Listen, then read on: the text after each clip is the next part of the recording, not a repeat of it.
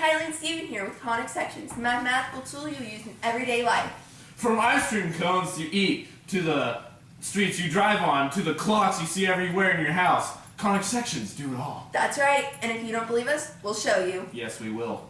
Conic sections can be turned into many different things. Steven, do you mind showing us how you can turn them into different sections? Yes, I will show you how to cut them into different sections. First, I will cut a circle. See? Circle. Boom. Get that stuff straight, alright? And then next off we have a parabola.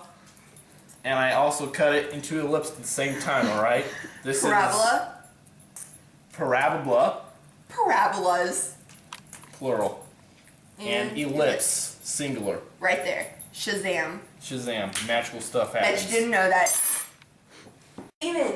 Steven, are you there? Ah, Kylie, this isn't a phone, this is a banana! No, Steven.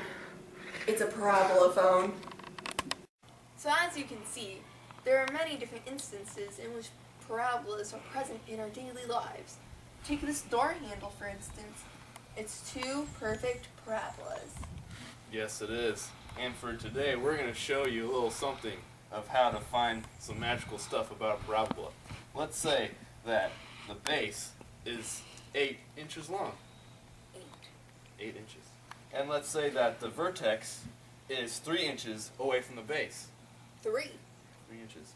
And so with this information, we're going to find the focus, the directrix, and then finally, we're going to want to place a window here away from the door handle so that the door handle isn't covering the window.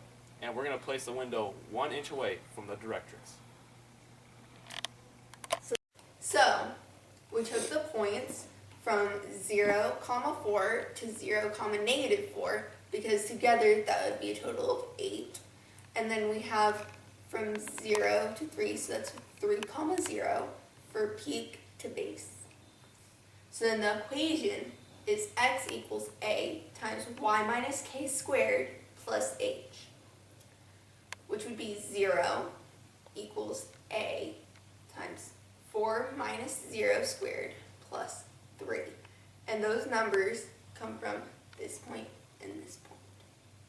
So then you simplify it to 0 equals 16a plus 3. You subtract the 3 and you get -3 equals 16a. Then after you divide both sides by 16, you get a equals -3 over 16. And then we come to the focus formula, which is a point form, so it's parentheses, h plus 1 divided by 4a, comma k, and the h equals 3, the k is 0, and 3 plus 1/4, a, -3/16, and then multiplying that from the reciprocal, we get -4 divided by 3, and then we got a common denominator for the 3, which is going to be 9 divided by 3, and that simplifies to 5 divided by 3, comma 0. And you can plot that right there on the graph. And for the next formula is a directrix, and that's going to be d equals, so for the directrix, it's going to be a line, so x equals h minus 1 divided by 4a. And so we plug in the h, 3 minus 1/4 divided by -3/16. And so that simplifies to -4 divided by 3. And it's going to be 3 minus a negative, so that turns into a positive. And then we got a common denominator for the 3 again. So that's going to be 9 divided by 3 plus 4 divided by 3. And so it's going to be 13 divided by 3 for the directrix. And you can graph that right here, and it's a line because it's x equals.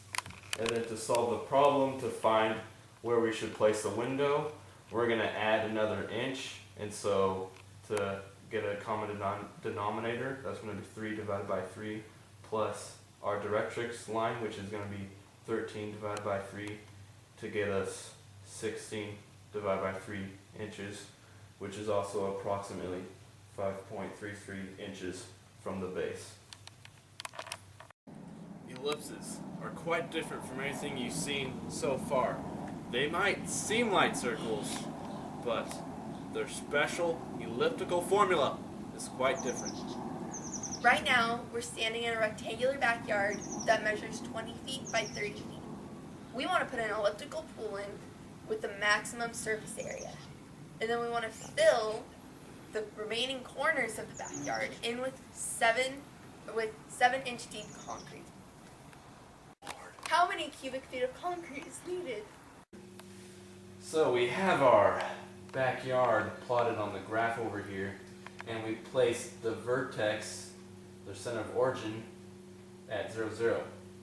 And so our special elliptical formula is right here. X squared divided by a squared plus y squared divided by b squared equals 1. And so to find the value of a, it is the center, which is the vertex 0, 0, to to the end of the horizontal side, 15. So a is 15. And then for b, since that's on the y-axis, we're going to go from the center of origin and get the absolute value to the bottom vertical line, -10. So the absolute value is going to be 10. And so with that, we are finished. So first, we're going to find the area of the whole entire backyard plot, which, as we already know, area is base times height. So that would be 20 times 30, which would make the area of the backyard 600 feet squared. Now we're going to look at the area of what our elliptical pool is going to be. And the formula for that is pi times a times b.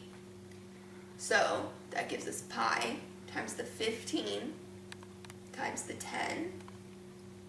And then after you crank that math out, it'll be approximately 471.239 feet squared. And then to find the area of all of these corners that are going to be filled with concrete, you're going to take the area of the backyard, which is 600, and subtract the area of the ellipse, which is 471.239, and that will give you 128.761 feet squared that will need to be filled with concrete. And since we want to fill the concrete at a depth of 7 inches, we have to convert 7 inches into feet. So that's going to be 7 divided by 12, and we multiply that by 128.761 to give us 75.111 feet squared of concrete in the corners of our backyard. Circles. They are everywhere, even the globe. Stephen, that's clearly a sphere. But after this example, you'll be doing circle problems like clockwork. Oh, well, speaking of clockwork, we have a clock right here, and it's a circle this time, and I know that for a fact. On this clock, the hour hand is located at a point 3, 5, with the vertex at the origin. At this point, it is exactly 1 o'clock, as you can see. Find the radius of the circle, and then find another point on the clock in the 4th quadrant when x equals 2. Then approximate what time it would be at that point. So, we've drawn a clock on a coordinate plane, and our first point, we know that the vertex is at the origin, 0, 0, and then our second point is at 3, 5, which is graphed right there. So, moving from that, our first step is to find the radius. The formula for that is r squared equals x minus h squared plus y minus k squared. And when you plug that in, r squared would equal 3 from that coordinate minus 0 from the vertex squared plus 5 from that coordinate minus 0 from the vertex squared. When you simplify that, that will be r squared equals 9 plus 25. Then r squared will equal 36. You square root both sides to get rid of the squared, and you get radius equals 6 units. Now, Steven's going to tell you on how to find the new set of coordinates when the x equals 2 and it's in quadrant 4. Going back to the formula of a circle, we have x minus h squared plus y minus k squared equals r squared. And since h and k are both zeros, we simplify that to x squared plus y squared equals 36. And x equals 2, so 2 squared plus y squared equals 36. 4 plus y squared equals 36. We subtract 4, and we have y squared equals 32. And then we're going to square root that to get y equals plus or minus 32. And then 32 can be simplified, and y equals plus or minus 4 square root 2. And since we know it's in quadrant 4, that y has to be negative, so it's y equals negative 4 square root 2. And so the point is going to be 2 comma negative 4 square root 2. And then if we go to the clock, we realize that that should be approximately 5:30 because it lies somewhere in between the 6 and the 5. As you can see, conic sections are very intriguing and needed for basic human life. You need it.